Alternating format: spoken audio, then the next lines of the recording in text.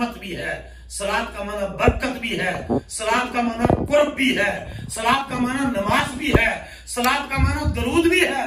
उन्होंने कहा हम नमाज वाला माना नहीं लेते, हम दरूद वाला माना लेते हैं। उस सूरत में तर्जमा ये होगा कि लम्मा उसरी भी मरा तो बे मूसा वह हुआ काइमुन युसल्ली फी कब्रिही। उस सूरत में तर्जमा ये होगा कि हुजूर फरमा रहे हैं जब मैं मूसा अलैहिस्सलाम की कब्र के पास से गुजरा, वो अपनी कब्र में खड़े होकर मोहम्मद पर दरूद पढ़ रहे थे, हुजूर पर दरूद और सलाम पढ़ रहे थे। मेरे इमाम ने लिखा तो जिंदा है वल्लाह, तो जिंदा है वल्लाह, मेरे चश्मे आलम से छुप जाने वाले। तो हुजूर अलैहिस्सलाम तो अपनी कब्र अनवर में जिंदा है, हर नबी जिंदा है।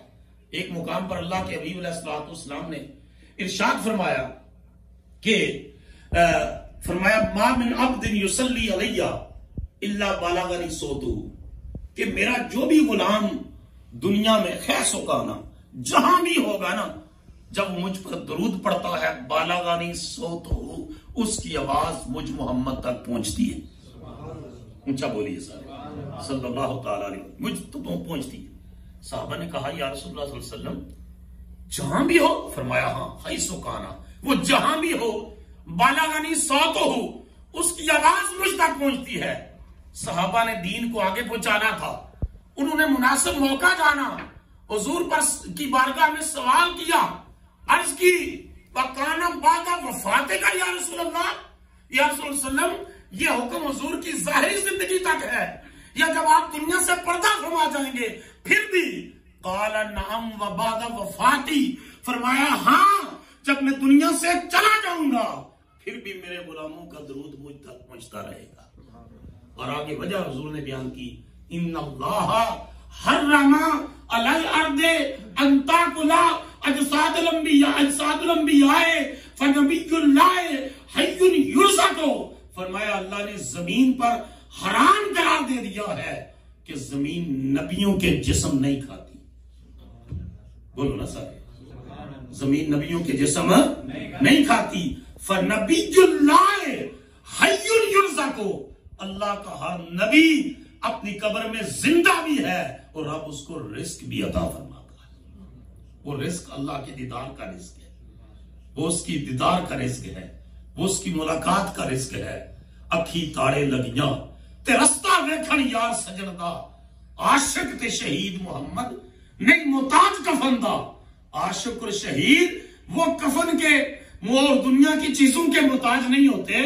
तो आशिक को इश्क मिला तो नबी के सदके, शहीद को शहादत मिली तो नबी के सदके। तो जब वो जिंदा है तो नबी की जिंदगी शहीद और सिद्दीक की जिंदगी से कई दर्जे ज्यादा अफजल, आला और पाकीज़ा जिंदगी है। तो नबी करीम अलैहिस्सलाम को अल्लाह पाक ने ये जो सफर मेराज करवाया, ये जो है इसकी मुताद्दद वजूहात है। उनमें से एक वजह यह है कि जब दावत हक का हुजूर ने ऐलान फरमाया, पूरा मक्का रसूलुल्लाह सल्लल्लाहु अलैहि वसल्लम की मुखालफत में खड़ा हो गया। कुर्बान जाइए उस वक्त उन लोगों पर जिन्होंने रसूलुल्लाह का साथ दिया, हुजूर के दीन के जो है के लिए उठ खड़े हुए। उनमें हुजूर के चचा अबू तालिब भी है। आज पाकिस्तान में बदकिस्मती से बहुत प्रोपेगेंडा होता है, हजरत अबू तालिब काफिर थे। मुस्तनद उलमा ने लिखा है कि हजरत अबू तालिब ने हुजूर पर ईमान लाए मगर अपने हिकमत के तहत अपने ईमान को मख्फी रखा, वगरना वो मुस्तफा पर ईमान ला चुके थे। ऊंचा बोलो ना। और दूसरी वजह यह है कि अगर इस रवायत को भी आप नहीं मानते तो नबी करीम अलैहिस्सलाम की विलादत की खुशी में अबू लहब अगर अपनी लौंडी को आजाद करता है, रब उसको अज़ाब कब्र से महफूज कर देता है जिसके कुफर में पूरी सूरत नजर की है। और अबू तालिब तो कुफार के हमलों के खिलाफ हुजूर का दिफा करते हुए हमेशा चट्टान बनकर खड़े हो गए और ज़ाहिरी मुस्तफा का सहारा ही इस दुनिया में अबू तालिब थे जो हुजूर को दिलासे दिया करते। सुभान अल्लाह। और हजरत अबू तालिब का जब इंतकाल हुआ उसी साल हुजूर की वफा शियार अहलिया, उम्र में 15 साल बड़ी मक्का मुकरमा की बिजनेस पर्सन, और हुजूर की एक बेटे के सिवा सारी औलाद की मां हजरत सैयदा हदीजतुल कुबरा रज़ी अल्लाह ताला अन्हा, उनका विसाल भी उसी साल होता है। बाहर लोग दिल दुखाते तो हजरत अबू तालिब वो हुजूर का दिफा करते, तसल्ली देते, दिलासा देते, शफकत करते। घर तशरीफ लाते तो उम्मुल मोमिनीन हदीजा रज़ी अल्लाह ताला अन्हा हुजूर के लिए मोहब्बत के बोल बोलती, हुजूर के दिल को तसल्ली होती, एक तमानियत का नूर मिलता। इस साल दोनों सहारे जाहिरी दुनिया से चले गए। तारीख और सीरत की किताबों में इसको आमुल हुज़न, गम का साल कहा जाता है। अब नबी करीम सल्लल्लाहु अलैहि वसल्लम एक तरफ इस दुख से दो चार हैं कि अबू तालिब भी चले गए, जो शफीक चचा भी चले गए और हजरत खदीजा भी चली गई, और हुजूर दावत हक लेकर मक्का के लोग कबूल नहीं कर रहे, ताइफ तशरीफ ले जाते हैं।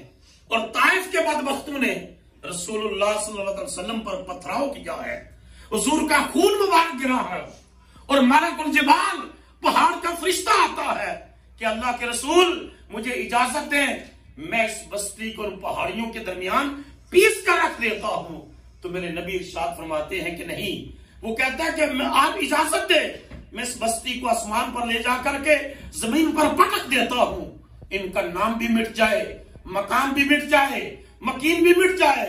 फरमाया नहीं, मैं जुल्म का बदला लेने के लिए नहीं आया, अल्लाह ने मुझे वमा अरसलनाका इल्ला रहमतल लिल आलमीन का ताज अता करके भेजा है।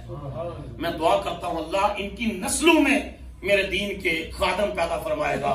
चुनाचे हुजूर अलैहिस्सलातु वस्सलाम उस सफर से भी परेशान वापस आते हैं, और ये पहला मौका है हुजूर की हयात तय्यबा में। हुजूर जब ताइफ से निकलते हैं तो जो दुआ मांगी मेरे रसूल ने, कलेजा फटने को आता है वो पढ़कर, इंसान अपने आंसू रोक नहीं सकता, जब्त के बंधन टूट जाते हैं। हुजूर अल्लाह की बारगाह में दुआ मांगते हुए कहते हैं, अल्लाहुम्मा अश्कु बस्सी व हुस्नी, अल्लाह मैं अपनी बेबसी, अपनी कमजोरी, अब मेरे पास वसाइल नहीं, लोग मेरे साथ नहीं, दुनिया के जाहिरी असबाब मेरा साथ नहीं दे रहे, इस कमजोरी और इस बेबसी और इस लाचारी और इस बेचारगी की शिकायत मैं तेरे सिवा किससे कर सकता हूं? मैं अपनी कमजोरियां तेरी बारगाह में पेश करता हूं। किल्लती अल्लाह, मैं अपने असबाब की किल्लत की शिकायत भी तुझसे करता हूं, मेरे रब मेरी मदद फरमा। अब जब इंसान अपने रब की जात पर यकीन कायम रखता है तो रब की मदद आती है, और उमट के आती है। इंसान सोच भी नहीं सकता कि रब की मदद कहां से आती है। अब देखिए हुजूर सल्लल्लाहु अलैहि वसल्लम इन्नमा अश्कु बस्सी व हुस्नी इलल्लाह, अल्लाह मैं तेरी बारगाह में अपनी कमजोरियों की शिकायत करता हूं। अहवानी अलन्नास, ये लफ्ज सुनिए, आज लोग हमारे साथ दीनदारों के साथ क्या हशर करते हैं, कलेजे फटने को आते हैं। हमारे यहाँ बच्चे भी पढ़ रहे हैं, और बच्चों के तर्जमा जो चल रहा है सूरह लुकमान का, लुकमान अलैहिस्सलाम ने कई हजार साल पहला कुरान मजीद के नाज़िल होने से, मिस्र का एक बशिंदा था, रंग काला था, होंठ मोटे थे, दांत बाहर निकले हुए थे, हकीम था, दाना था, तन्हाई में अपने बेटे को बैठकर नसीहतें करता है। मेरा रब उन नसीहतों को नोट करता है और वही की सूरत में, कुरान की सूरत पर मुस्तफा पर नाज़िल करता है। और उसमें यह नसीहत भी थी, ऐ मेरे बेटे, लोगों की तरफ से पहुंचने वाली अज़ियतों पर सब्र करना। दावत हक और दीन के रास्ते पर लोग बहुत तंग करेंगे, इल्जामात लगाएंगे, कीड़े निकालेंगे, मुख्तलिफ कारवानों से तंग करेंगे मेरे बेटे, और लोगों की तरफ से पहुंचने वाली मुसीबतों पर सब्र करना। वैसे तो 4000 नसीहतें की, उनमें चीदा अल्लाह पाक ने हुजूर पर कुरान की सूरत में नाज़िल भी फरमाई, और फिर कुरान मजीद में सूरह लुकमान की हैसियत से पूरी सूरत भी मौजूद है। रसूलुल्लाह सल्लल्लाहु अलैहि वसल्लम इस सिनेरियो देखें, एक तरफ हजरत अबू तालिब दुनिया से तशरीफ ले गए, सैयदा हदीजा तशरीफ ले गई, आमुल हुज़न गम का साल है, और दूसरी तरफ ताइफ के लोग हुजूर पर पथराव करते हैं। इन हालात में रसूलुल्लाह सल्लल्लाहु अलैहि वसल्लम वापस तशरीफ लाते हैं, और मक्का वालों ने दाखिला बंद कर दिया है, आप दोबारा री एंटर नहीं हो सकते। और वहां के एक सियासी आदमी की रसूलुल्लाह सल्लल्लाहु अलैहि वसल्लम पनाह लेकर दोबारा मक्का में दाखिल होते हैं। इन हालात में अल्लाह की रहमत मिलती है, अल्लाह का कर्म होता है, इजाबत के पर्दे चाक होते हैं, अल्लाह की रहमत का नज़ूल होता है, रहमत खुदाबंदी जोश में आती है, अल्लाह का कर्म अपने रूज पर आता है। और अल्लाह कहता है कि ये ज़ाहिरी असबाब और सहारे, ये सारी जो है इस तरह का मंजर बन गया है।